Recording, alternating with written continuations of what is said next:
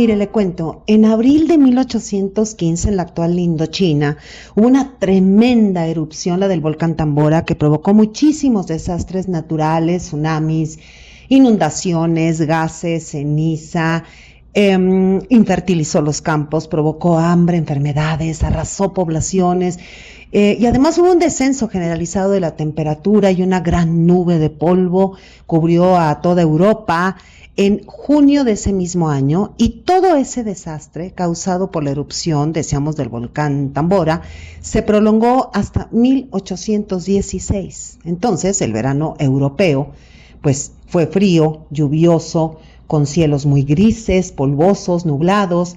Fue el llamado año sin verano. Y ese año, en el mes de julio de 1816, Lord Byron recibió en Villa Diodati, su mansión en Ginebra, situada frente al lago Lemán, a quien sería su próxima amante, Claire Clairmont. Recibió a Percy Bysshe Shelley y a Mary Wollstonecraft, quien usaba el apellido de la madre, y que después se convertiría en la esposa de Percy, y que ya va a tomar el apellido de él, como era costumbre en esa época, me refiero a Mary Shelley. Y bueno, Claire, la hermanastra de Mary Shelley, fue quien propició, ella fue la artífice de ese viaje de Londres a Ginebra. Además, bueno, en Villa Diodati también estaba John William Polidori, médico personal de Lord Byron, y estaba también Matthew Gregory Lewis, el autor famosísimo, de esta novela gótica titulada El Monje.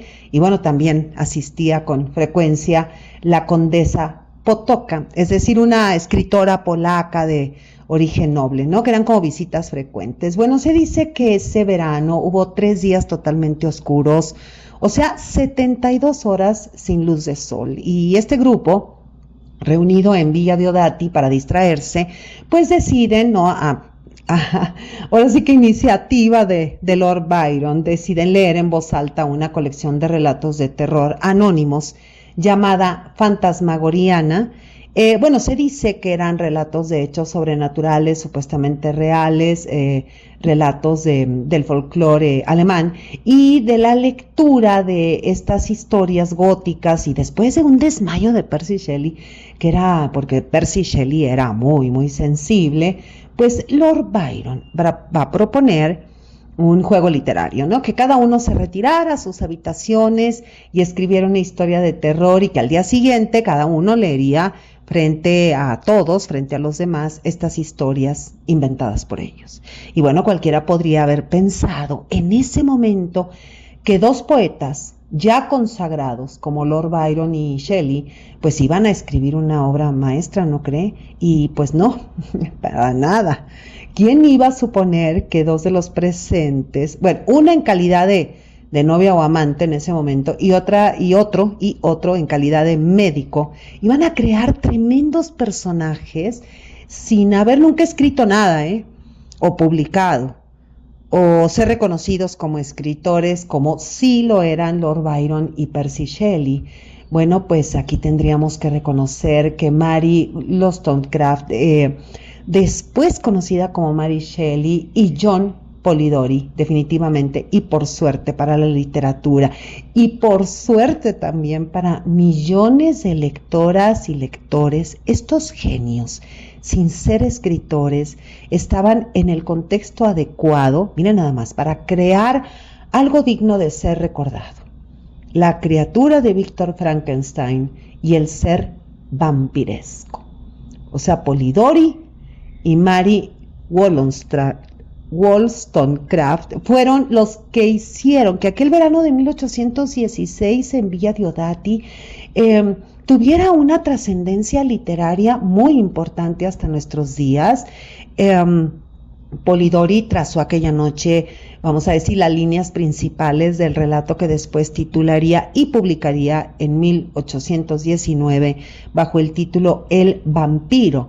Pero mire, John William Polidori no inventó al vampiro, pero sí creó la figura moderna del vampiro literario aristocrático, con su relato basado, obviamente inspirado por Lord Byron, este personaje que le puso por nombre Lord Ruthven, Y bueno, estableció el arquetipo del vampiro seductor, el hombre frío, el vampiro sofisticado, que influyó directamente en Drácula de Bram Stoker. Bueno, antes de Polidori, los vampiros eran criaturas folclóricas, monstruosas, se decía que eran campesinos muertos. Y bueno, Polidori introdujo, ya dijimos, ¿no?, al vampiro aristocrático seductor que corrompe la virtud. Pero mire, el mito del vampiro proviene de leyendas de Europa del Este, de los Balcanes. Es una leyenda, ¿no?, que surgió durante las epidemias, donde se creía que eran muertos reanimados, es decir, cuerpos no enterrados que atacaban a los vivos y que los contagiaban, ¿no?, con la enfermedad. O sea, que eran cuerpos insepultos, que la gente creía que se vengaban de los cuerpos vivos y sanos mordiéndolos, ¿no?, y chupando su sangre. Y Polidori convierte esta leyenda, la convierte en literatura, inspirado, ya dijimos, en el comportamiento y en la personalidad del famosísimo Lord Byron. Bueno, entonces, en Villa Diodati nace el vampiro literario. Y Mary Wollstonecraft escribió el boceto de Frankenstein o el moderno Prometeo, esta novela publicada primero en 1818 de manera anónima, y que todo el mundo creyó que el autor era Percy Shelley. Y bueno que Percy desmintió la autoría casi inmediatamente, y que después se va a publicar ya con el nombre de Mary Shelley en 1823, es decir, 5 años después de la primera edición anónima. Bueno, toda esta apasionante historia es en líneas muy generales el tema principal de la obra El año del verano que nunca llegó, del escritor colombiano William Ospina, publicada en 2015, una obra de difícil clasificación. Mire, el error es que el mundo editorial la cataloga como una novela, y es obvio que no sabe dónde situarla. ¿Cuál es el sitio, ¿no? ¿Cuál sería el sitio de esta obra en las librerías? Porque no se trata de una novela, más bien podría ser considerada como una obra híbrida, con características del ensayo, con cierta forma de novela de viajes, pero también tiene elementos autobiográficos, y a su vez también es una biografía de artistas. Y en cuanto al estilo, a veces se acerca a la descripción, otras veces a la narración, a la prosa poética. Es una maravilla. Bueno, y sin lugar a dudas podríamos clasificar El año del verano que nunca llegó como una obra bélica, es decir, un libro velamen. Así dice Julio Cortázar, obra bélica, libro velamen. Es como si los diversos elementos que confluyen en una obra muy heterogéneos, ¿no?, fueran como el conjunto de velas de un barco ahí reunidos, ¿no?, y que dan impulso a una obra. Bueno, como dice Aristóteles en su indispensable Poética, comencemos por el principio. Mire, bueno, podríamos decir que las influencias, es decir, los sedimentos, los hipotextos en la obra velamen, obra híbrida o bélica de William Ospina, me refiero a su estructura, a su manera de amalgamar diversos elementos. Por un lado, entre más aparece en William Ospina, que es este escritor cultísimo, ¿no?, y que va a tomar como modelo la obra titulada Biografía literaria de Samuel Taylor Coleridge, una obra publicada en 1817. En esta obra de Coleridge, bueno, hay autobiografía, pero también hay múltiples referencias a otros escritores, o sea que Coleridge escribe sobre su formación, sus estudios, pero además introduce críticas a diversas obras literarias y filosóficas. Y bueno, lo que va a modificar Ospina es que en lugar de introducir y profundizar en estilos poéticos, teorías literarias, tesis filosóficas, como hace Coleridge, William Ospina se centra en rastrear a partir de las biografías de los protagonistas de todo este grupo de escritores o de genios que coincidieron ese verano de 1816 en Villa Diodati, es decir, los nexos, las influencias existentes entre todos ellos, y va a profundizar en cómo nacieron las figuras de Frankenstein y el vampiro. Y no solo eso, porque entre más el libro de William Ospina es también la historia de una obsesión literaria, su obsesión por develar qué sucedió realmente la noche en la que nacieron la criatura monstruosa de Mary Shelley y Lord Ruthven, es decir, el vampiro aristócrata de Polidori. Y bueno, mire, sin duda, los buenos y las buenas lectoras siempre estamos llenitas de obsesiones literarias. Y bueno, por otro lado, entre más, ¿no? Hay otra obra que podría tomarse como influencia en William Ospina, me refiero a Memorias de los últimos días de Byron y Shelley, escrita por Edward John Trelawney, publicada en 1858. Bueno, también es una obra híbrida. Es una mezcla de libro de viajes, de historia épica, de estudio psicológico, así como también de biografía de artista, decíamos. Y bueno, claro que Trelawney escribe este libro porque conoció a Lord Byron y a Percy Shelley, es decir, que se va a basar, dijéramos, en una vivencia personal, una vivencia propia, la de su amistad con estos grandísimos poetas.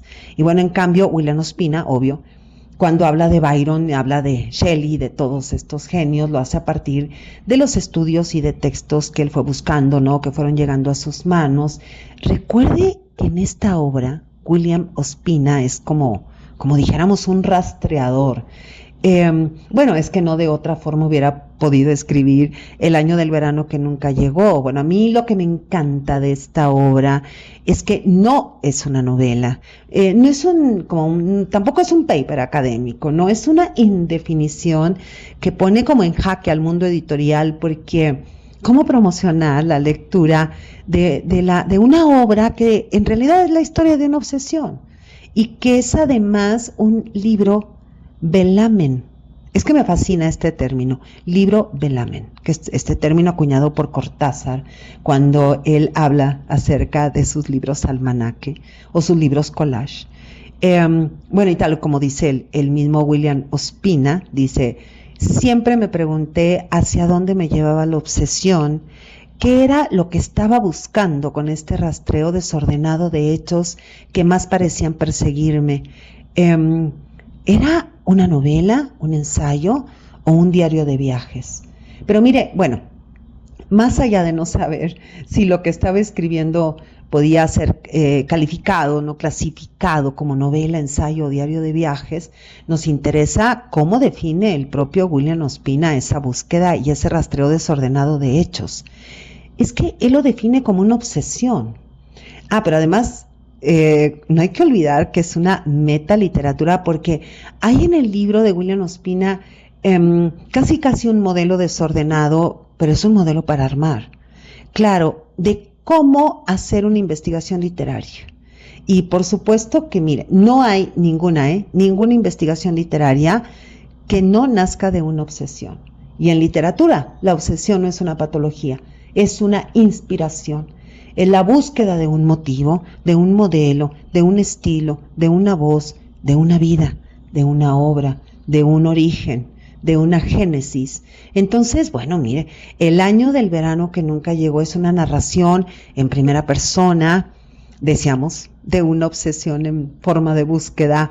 Villa Diodati, Byron, Percy, Mary Shelley, Polidori, Claire, el volcán Tambora, Frankenstein, el vampiro y un larguísimo, etcétera, extenso y extraordinario, con elementos hilvanados por un hilo muy sutil y una prosa excelente por una voz narrativa que no sabe muy bien a dónde se dirige, pero que no deja de avanzar. Y es que nos maravillan los múltiples viajes de búsqueda: Ginebra, Buenos Aires, Londres, Roma, Barcelona, París, por donde anda William Ospina, ¿no? Buscando respuestas.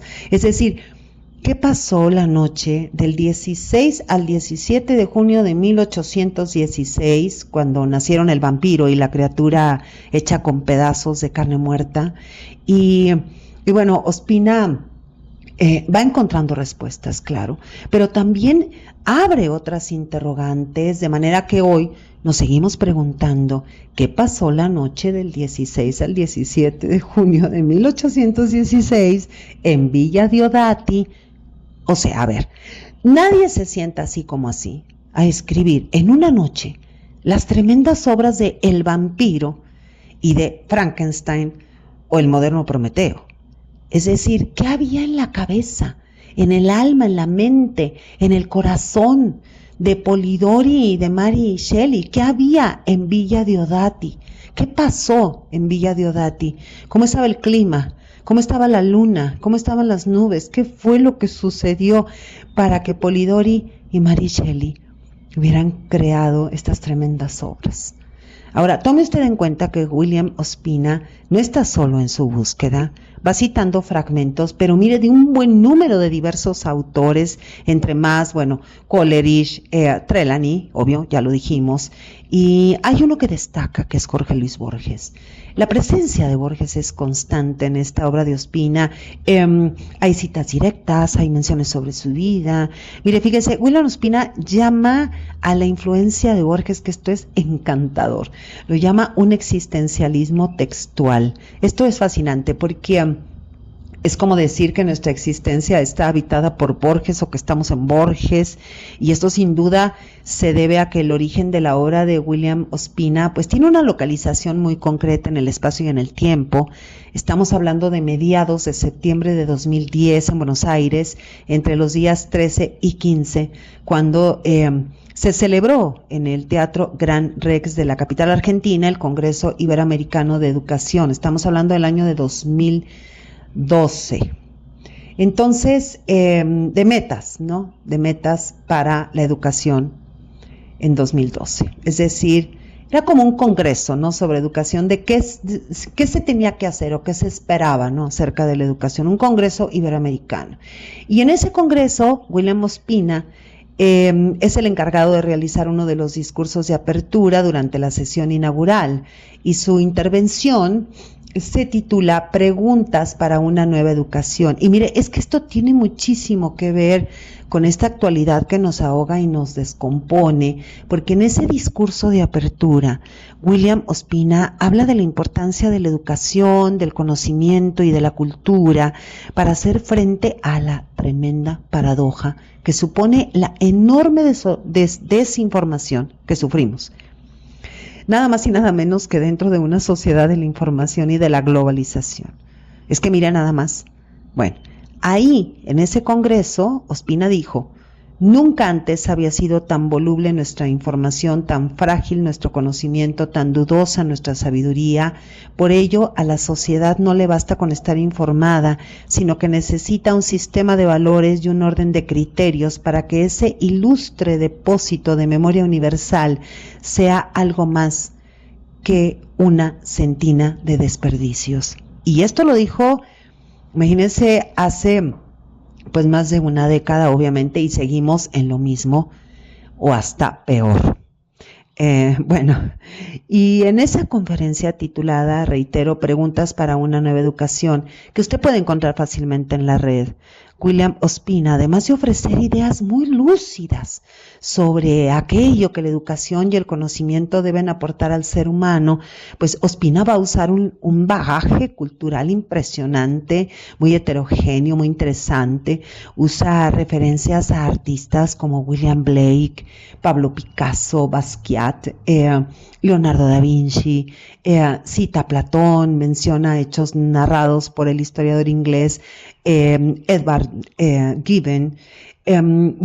Hay en esta conferencia, decíamos, un discurso inaugural, una muy diversa, muy variada nómina de escritores también. Están presentes Oscar Wilde, Walt Whitman, Pierre Michon, Chesterton, Samuel Johnson, Percy Shelley, Mary Wollstonecraft, T.C. Eliot, y obvio está Jorge Luis Borges. Mire, Ospina es un intelectual, es un erudito. Entonces, fíjense cómo esta conferencia es como, o este discurso inaugural sobre educación, es como si fuera un vaso comunicante con esta obra híbrida de la que estamos hablando hoy aquí. Fíjense, en esa conferencia, le recuerdo el título, es importantísima, Preguntas para una nueva educación, que sigue siendo muy actual, escrita hace más de una década. William Ospina va a citar los versos finales del poema El primer coro de la roca de T.C. Eliot. Dice, ¿Dónde está la vida que hemos perdido en vivir? ¿Dónde la sabiduría que hemos perdido en conocimiento? ¿Dónde el conocimiento que hemos perdido en información? Y bueno, mire, leeré todo el poema de T.C. Eliot, el primer coro de la roca, es que es una belleza. Dice: se cierne el águila en la cumbre del cielo, el cazador y la jauría cumplen su círculo. Oh revolución incesante de configuradas estrellas, oh perpetuo recurso de estaciones determinadas, oh mundo del estío y del otoño, de muerte y nacimiento, el infinito ciclo de las ideas y de los actos, infinita invención, experimento infinito, trae conocimiento de la movilidad, pero no de la quietud, conocimiento del habla, pero no del silencio, conocimiento de las palabras e ignorancia de la palabra. Todo nuestro conocimiento nos acerca a nuestra ignorancia, toda nuestra ignorancia nos acerca a la muerte, pero la cercanía de la muerte no nos acerca a Dios. ¿Dónde está la vida que hemos perdido en vivir? ¿Dónde está la sabiduría que hemos perdido en conocimiento? ¿Dónde el conocimiento que hemos perdido en información? Los ciclos celestiales en 20 siglos nos apartan de Dios y nos aproximan al polvo. Esto es una maravilla, ¿verdad? Bueno, Ospina ya había usado estos versos en un ensayo anterior que también está muy accesible en la red. Este ensayo, no esta red, sino este ensayo, se titula Los románticos y el futuro. Está fechado en 2008. Donde William Ospina pues hace una crítica tremenda, ¿no? Pero a la actualidad aquí y ahora, y fíjese, ¿hace cuánto tiempo lo escribió?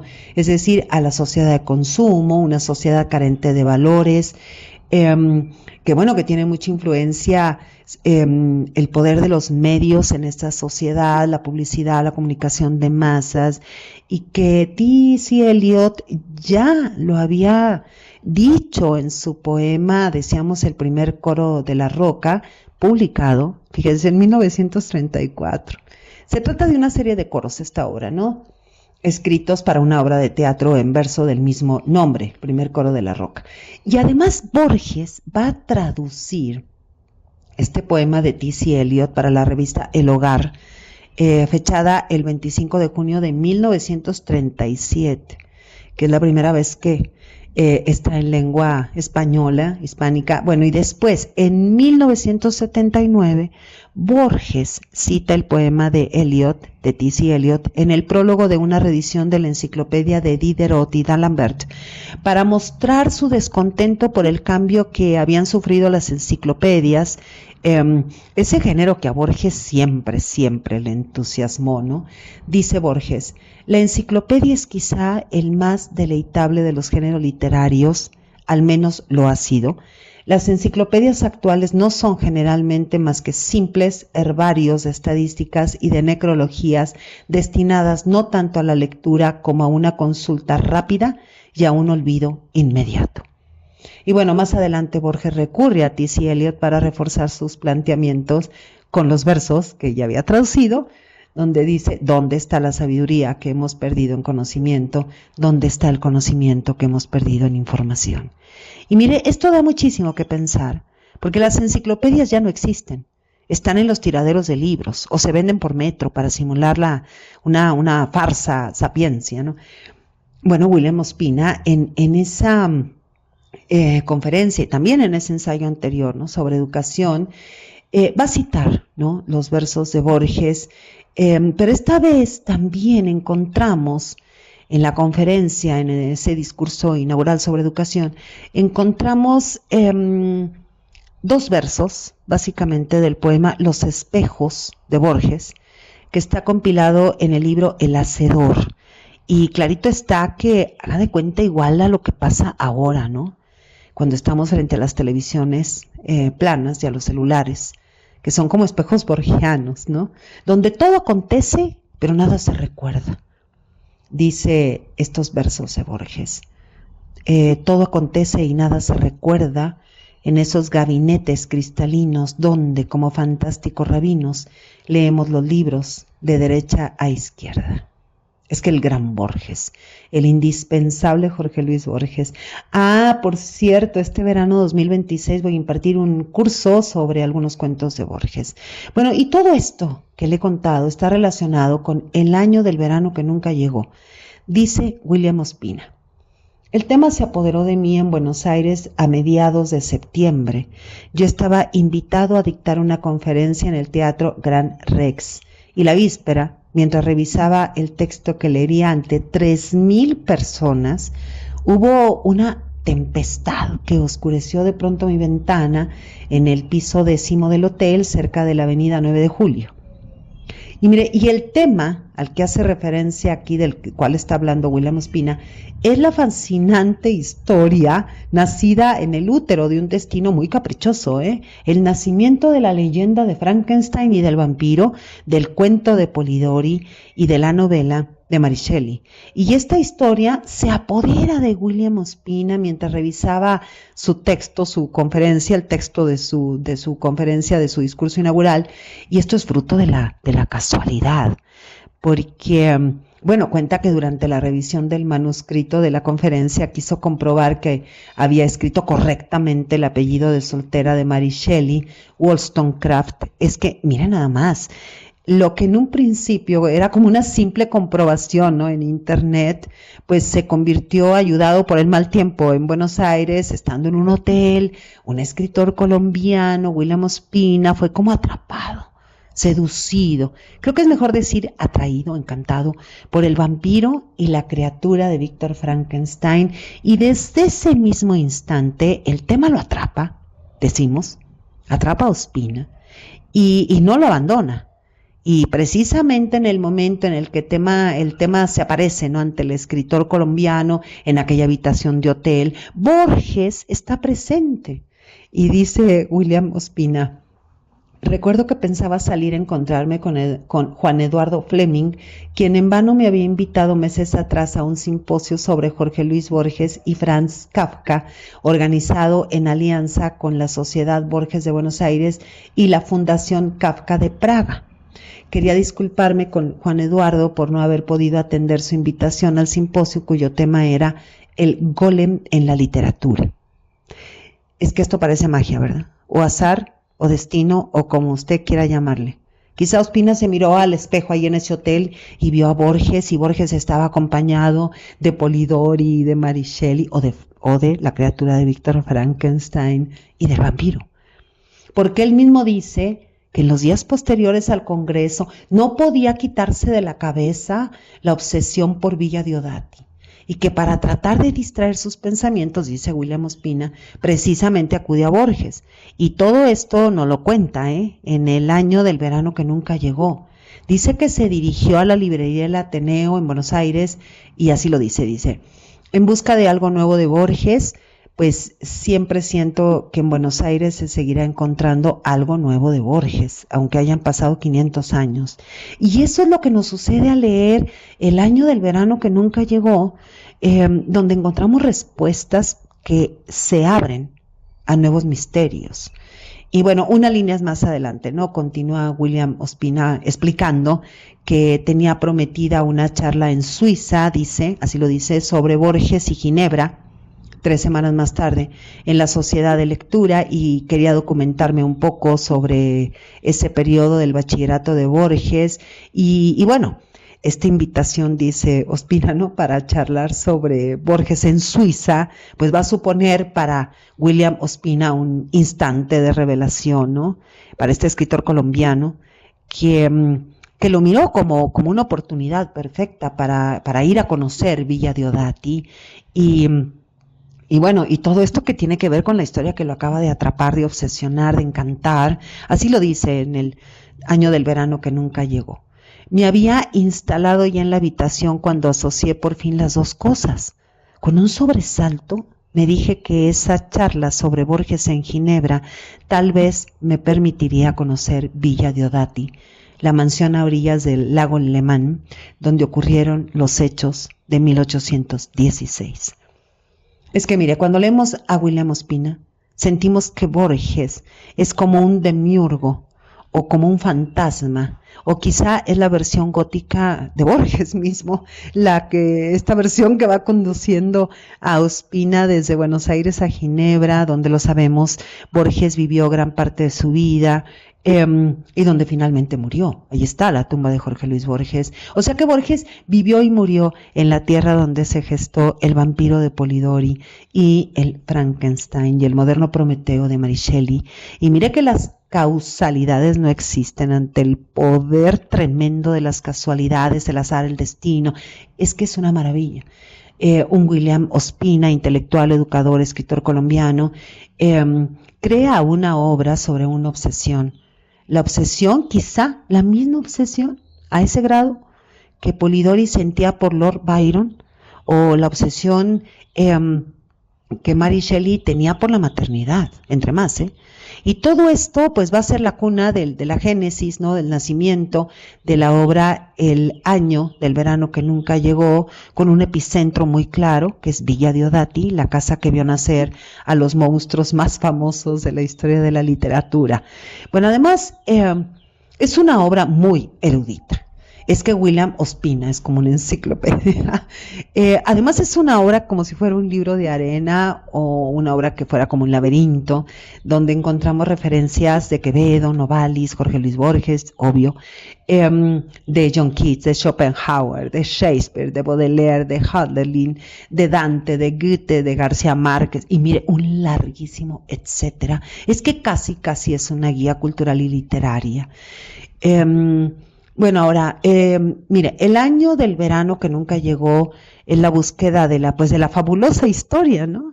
De la gestación de Frankenstein y de la figura vampírica, que empieza en la búsqueda de William Ospina, esa búsqueda que inicia en 2010 y termina en 2013. Y si usted ya leyó, o lee o relee esta obra de William Ospina, bueno, sin duda verá que es la diversidad, que es como esa amalgama, que es la mezcla de todo un saber cultural y literario, lo que fascina del año del verano que nunca llegó. Es que es un libro velamen, como decía Cortázar. Es que William Ospina nos atrapa, nos encanta a lo largo de páginas repletas de acontecimientos fascinantes relacionados con la génesis de Frankenstein y el vampiro. Entonces diríamos, bueno, El año del verano que nunca llegó es entre más un fascinante y merecidísimo homenaje a la figura monstruosa de Frankenstein, sobre todo, pero también del vampiro. Dos de los grandes mitos literarios de la literatura moderna. Soy Margarita Díaz de León, Literatura en Espiral.